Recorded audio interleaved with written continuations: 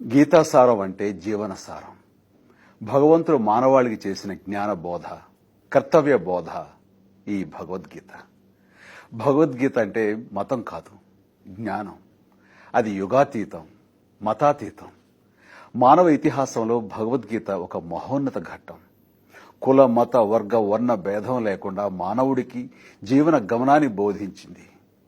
భగవద్గీతను చదివితే సరిపోదు, దాని అధ్యయనం చేయాలి. ఎందరో వేద పండితులు దీన్ని అవపోసన పట్టారు. ఇంకెందరో చంద్రుకో నూలుపోగులా దీన్ని ప్రజలకు అర్థమయ్యేలా చెప్పేందుకు ప్రయత్నం చేశారు.